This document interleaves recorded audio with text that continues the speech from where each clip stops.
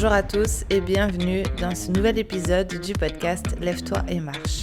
Aujourd'hui, on va parler d'un sujet que vous m'avez très largement demandé sur Instagram. C'est un problème malheureusement commun, de plus en plus commun, qui impacte nos performances, qu'elles soient sportives, cognitives, mais surtout notre santé générale à court terme et à long terme. Donc aujourd'hui, nous allons parler du sommeil. Donc on va voir ensemble pourquoi le sommeil est si important, quelles sont les conséquences d'un déficit de sommeil sur la santé, comment optimiser ses nuits. On fera aussi une petite parenthèse sur le lien entre le sommeil, l'appétit et la prise de poids, car tout ça est aussi très intimement lié. Et enfin, on parlera aussi de la fatigue chronique et je vous donnerai quelques solutions pour s'en sortir. Alors, notre point numéro 1, le sommeil. Pourquoi est-ce qu'on nous bassine toute la journée sur l'importance du sommeil ? En fait, c'est bien plus qu'une simple phase de repos dans la journée. C'est pendant ces heures que notre corps se répare et se régénère. Il libère des hormones de croissance, il répare les tissus musculaires et il consolide les apprentissages de la journée au niveau cognitif.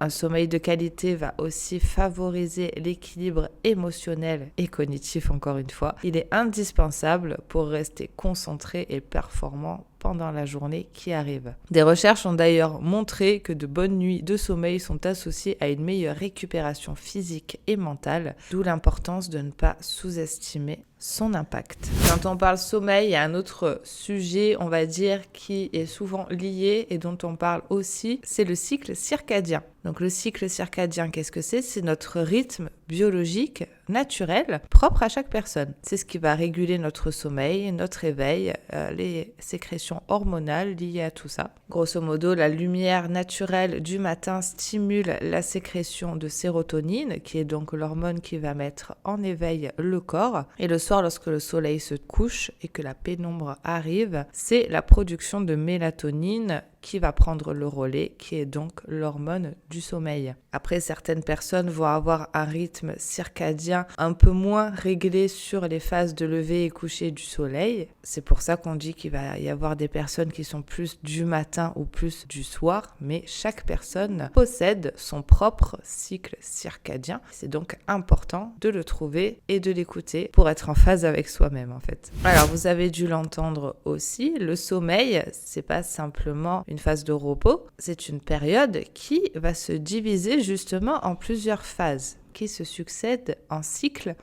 d'environ 90 minutes. Donc, c'est-à-dire toutes les 90 minutes, on reprend cet enchaînement de 3 phases, donc qui sont le sommeil léger. Donc, c'est la transition entre l'éveil et le sommeil. C'est là où l'activité cérébrale ralentit, les muscles se relâchent et la fréquence cardiaque diminue. C'est aussi la phase où on peut se réveiller assez facilement. Et donc, pendant la nuit, c'est souvent cette phase-là où on se rend compte qu'on a envie de faire pipi et donc on va se lever pour aller aux toilettes. Ensuite, nous avons le sommeil profond. C'est la phase la plus réparatrice. Le corps se régénère, les tissus se reconstruisent et la mémoire se consolide, comme je vous l'ai dit. Le réveil est très difficile à ce moment-là. Et c'est aussi la phase qui va durer le moins longtemps dans le cycle.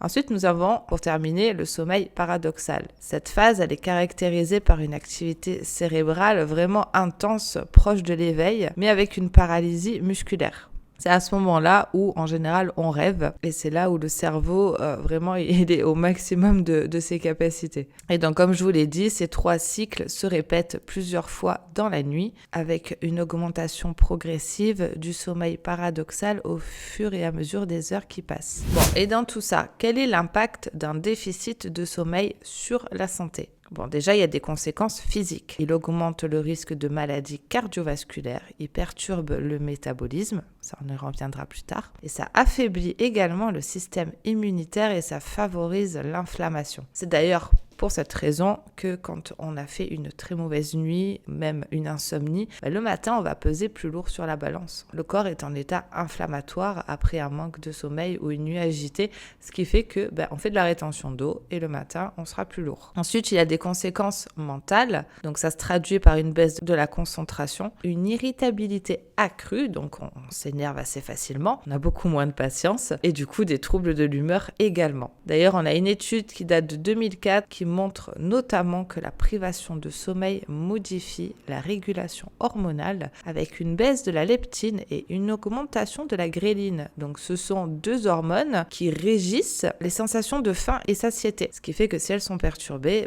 on va moins être conscient, ou alerte en tout cas, de ces sensations de faim et satiété, potentiellement manger plus, ou en tout cas ressentir beaucoup plus la faim. Ce qui fait que quand on est déficitaire de sommeil, on va avoir tendance à manger plus de par ce fait-là, mais aussi de par le fait que le corps réclame de l'énergie, il est fatigué, il n'a pas récupéré pendant la nuit, et la deuxième source d'énergie du corps, hormis le sommeil, c'est l'alimentation. Comment on fait pour optimiser son sommeil, mettre un maximum de chance de son côté pour avoir un dodo réparateur? Bon, il y a les quelques conseils que vous avez dû entendre 1000 fois, qui sont les conseils classiques et bateaux, mais force est de constater que ce sont des conseils qui marchent et que même s'ils sont bateaux, le 3/4 des gens ne les appliquent même pas. Donc le premier, ça va être de mettre en place tout simplement une routine régulière. Le corps fonctionne à 100% sur de la routine.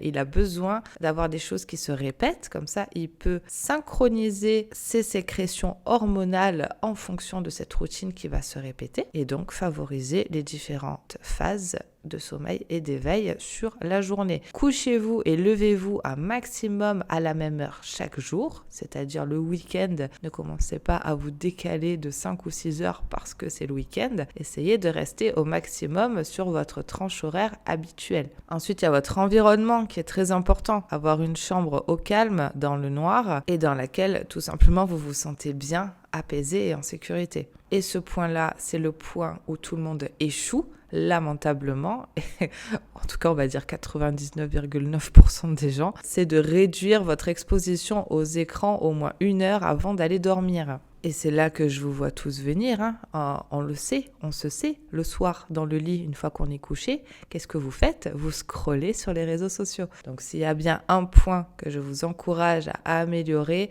c'est bien celui-ci. Bon, ensuite il y a aussi l'aspect alimentaire, on va dire. Il faut évidemment éviter les sources de caféine, d'alcool, des repas peut-être un petit peu trop difficiles à digérer, donc trop lourds, qui peuvent perturber l'endormissement. Enfin, voilà, tous ces conseils, vous les avez déjà entendus 1000 fois, mais je suis sûre qu'ils ne sont pas tous appliqués. Et si vous vous y mettez réellement, vous verrez déjà une grande différence sur votre sommeil et votre endormissement. Bon, du coup, c'est quoi cette histoire de déficit du sommeil qui augmente l'appétit et donc potentiellement la prise de poids? En fait, le sommeil influence directement nos hormones de la faim, comme je vous l'ai dit, car un déficit de sommeil entraîne une diminution de la leptine, donc c'est l'hormone qui signale la satiété, et en parallèle de ça, une augmentation de la gréline, ça c'est l'hormone qui stimule l'appétit. Du coup, vous aurez bien compris, de la corrélation entre les deux, ça fait pas bon ménage. D'ailleurs, on a une étude de 2004 qui confirme que des nuits insuffisantes peuvent mener à des grignotages excessifs et donc favoriser la prise de poids. Donc encore plus, si vous êtes dans un objectif de perte de poids, donc en déficit calorique, de base, vous risquez d'avoir un peu plus faim. Si en plus votre sommeil est éclaté, ça va augmenter votre appétit, donc ça va vous rendre la tâche beaucoup plus difficile à tenir. Et en plus, comme on l'a vu tout à l'heure également, le manque de sommeil va favoriser la rétention d'eau. Vous allez être plus lourd sur la balance alors que vous êtes en déficit calorique et en plus vous allez avoir faim. Alors que si à contrario, vous avez un sommeil réparateur et de qualité, vos sécrétions hormonales se feront correctement. Votre système métabolique fonctionnera correctement, ce qui fait que le mécanisme de stockage, déstockage de la masse grasse se fera lui aussi correctement. Donc vous allez avoir une perte de masse grasse qui se fera beaucoup plus rapidement. Et enfin, petit point sur la fatigue chronique. Qu'est-ce que c'est? Quelles sont les solutions? Donc, la fatigue chronique, c'est malheureusement un des mots du siècle, j'ai l'impression. Ça se caractérise par une sensation de fatigue intense et persistante, même après un repos suffisant. Ça s'accompagne souvent de troubles de la concentration, de troubles de l'humeur, des douleurs musculaires et des difficultés à dormir. En fait, vous êtes tellement épuisé que vous êtes même trop fatigué pour réussir à trouver le sommeil. Bon, il y a plusieurs pistes là à explorer concernant cette fatigue chronique. Déjà, réévaluer votre emploi du temps. C'est important d'inclure des périodes de repos et d'éviter la surcharge d'activité, qu'elle soit d'ailleurs professionnelle, physique ou autre. Portez une attention particulière à votre hygiène de vie. Votre alimentation, assurez-vous qu'elle soit équilibrée et adaptée à vous. Et surtout, pensez à boire suffisamment. Tout le monde pense, et ça je le vois à chaque fois dans mes coachings, tout le monde pense boire suffisamment. Mais si vous quantifiez réellement la quantité d'eau que vous consommez par jour, la plupart du temps vous êtes à 1 litre, même pas. Alors qu'il faut être au minimum à 2,5 litres par jour, je le rappelle, c'est super important. Donc veillez à rester hydraté. Autre point à mettre en avant, c'est la gestion du stress. Ça, je vous l'accorde que ça peut être un point délicat à mettre en place. Faut trouver ce qui fonctionne sur vous. Des techniques de relaxation, de la méditation, de la cohérence cardiaque, même sortir marcher avec de la musique peut-être ou en écoutant mes podcasts. Il faut vraiment trouver ce qui fonctionne pour vous, ce qui vous permet de réduire votre stress du quotidien parce que malheureusement, fatigue chronique va souvent de pair avec stress chronique. D'ailleurs, si un épisode sur le stress vous intéresse, n'hésitez pas à me le faire savoir en commentaire. Je serai ravie d'aborder ce très vaste sujet avec vous. Bon, on arrive déjà à la fin de cet épisode. Pour résumer, le sommeil, c'est vraiment un pilier essentiel pour vous, pour votre santé, votre bien-être, mais aussi vos performances sportives et cognitives. En optimisant vos nuits grâce à une bonne hygiène de vie, de sommeil ou d'alimentation, en mettant en place des routines adaptées à vous, à votre mode de vie, vous allez non seulement améliorer votre état de santé général, votre humeur, mais aussi votre récupération physique, mentale, cognitive et surtout ne minimisez aucun effort. Chaque petit changement peut avoir un impact significatif sur votre sommeil. Donc vraiment, chaque petit geste compte. Il suffit juste de commencer à les mettre en place pour en avoir les bénéfices. Donc vraiment, je le répète, le sommeil, c'est hyper important. Placez-le en priorité parmi les choses à optimiser, quitte à télécharger même des applications spéciales qui vous aident à traquer votre sommeil, à vous aider à trouver votre cycle circadien et à mettre en place des changements adaptés à vous. Merci d'avoir écouté ce podcast jusqu'à la fin. J'espère qu'il vous aura appris des choses, qu'il vous servira à pouvoir faire des gros dodos. Pensez à vous abonner, à liker, à partager ce podcast à un maximum de personnes parce que c'est malheureusement un sujet qui touche beaucoup de gens. N'oubliez pas de me suivre sur Instagram pour qu'on discute ensemble des prochains podcasts et en attendant, je vous dis à la prochaine pour un prochain podcast.